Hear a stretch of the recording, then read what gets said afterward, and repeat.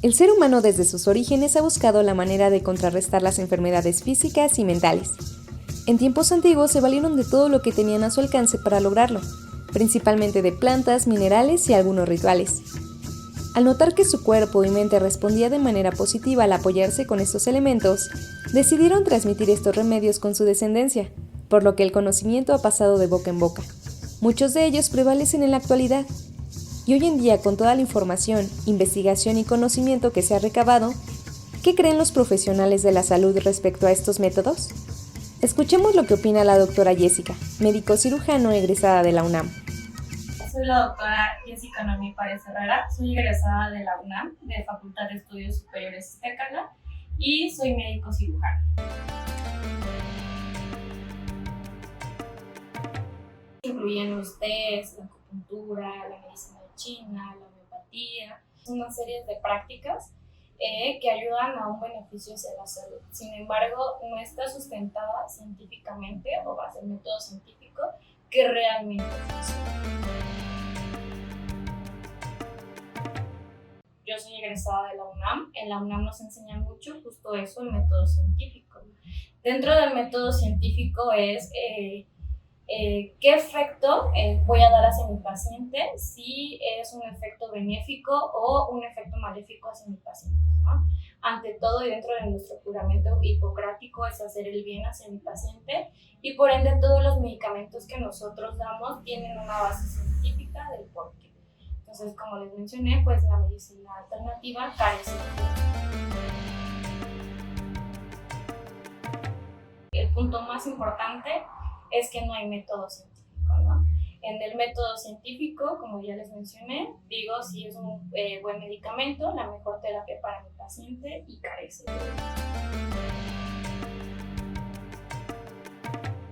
algo mítico, algo más religioso, algo más de quizás como de pueblos estratégicos.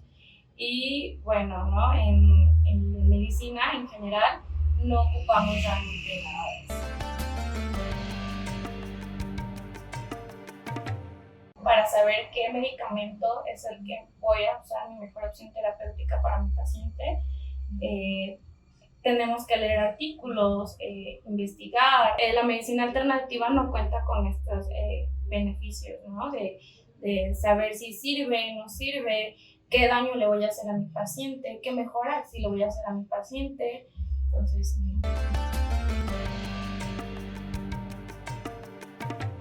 yo creo que sí se puede combinar, ¿no? Siempre y cuando el paciente pues se apegue a lo que la médica o la medicina alópata le dice. Y yo creo que la medicina alternativa trabaja mucho lo que es mente, lo que es cuerpo, lo que es el espíritu, algo que la medicina conservacional no lo hace, ¿no? O la occidental. Entonces, nosotros vemos algo más como fisiológico, algo más como que sustentado, y a lo mejor la medicina alternativa trabaja más como la mente del paciente y su espíritu, logrando conservar o potenciar el efecto para llegar a la sanación, ¿no? Creo que el objetivo principal de la medicina, ¿no? En general, es llevar a un bien a mi paciente, ¿no? Y si el paciente tiene, obviamente, mejora con la medicina alternativa y la medicina alópata occidental, pues estaría perfecto, ¿no? Siempre y cuando el paciente pues no abandone también nuestros tratamientos.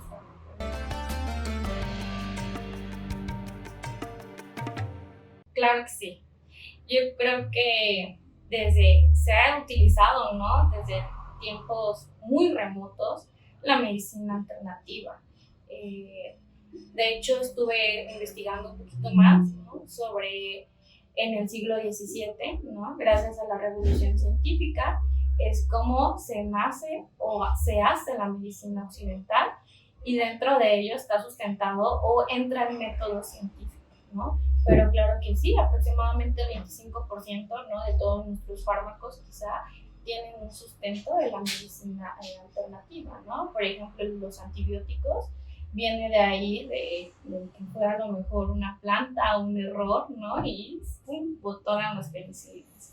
Entonces, claro que sí tiene una base, ¿no? Una base de la medicina alternativa. Yo creo que es igual, ¿no? Tanto tanto la medicina farmacológica, ¿no? La medicina occidental como tal, tiene efectos secundarios. Yo siempre les explico a mis pacientes cuál es el beneficio, cuáles son sus complicaciones, ¿no? Y por tanto, pues el paciente acepta, pues se le da el tratamiento pues ideal, ¿no? Sin embargo, en la medicina alternativa, insisto en lo mismo, ¿no? No tenemos esta argumentación científica de saber si tiene un efecto secundario a estos medicamentos, ¿no? O sustancias, o test, o plantas. Yo creo que las ventajas son pocas, ¿no? O sea, por ejemplo, a nosotros como médicos nos molesta mucho que le den test, ¿no? Por ejemplo, a mis pacientes pediátricos. Por ejemplo, el té de anís, ¿no? Está muy sustentado médicamente que paraliza el colon. Es más el efecto secundario que yo le voy a dar a mi paciente que una mejora, ¿no?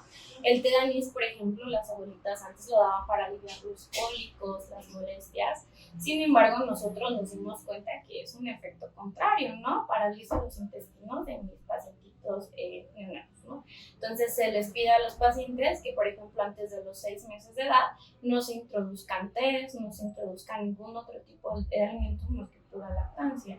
Algo que sí se hace muy diferente quizá en otros pueblos, en otras costumbres, alimentar con tecito, ¿no? Para calmar a lo mejor el dolor, los cólicos que pueden ser algo natural, ¿no? En un bebé.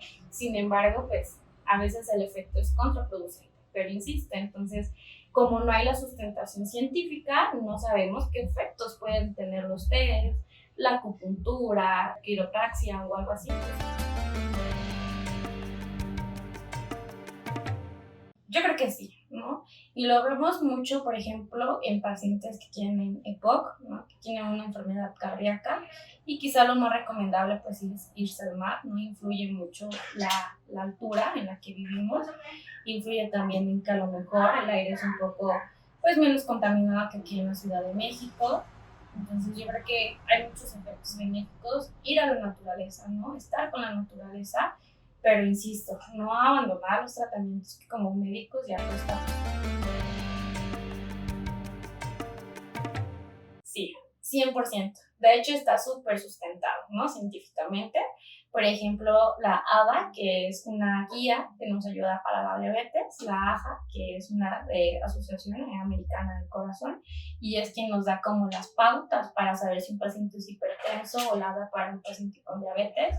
Nos dice, ¿sabe qué, doctora? Sí, ¿no?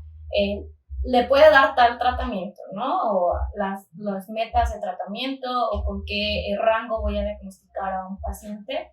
Pero lo más importante de todo el tratamiento que usted ve es la alimentación y obviamente la actividad física, ¿no? Y dentro de ello entra la caminata, ¿no?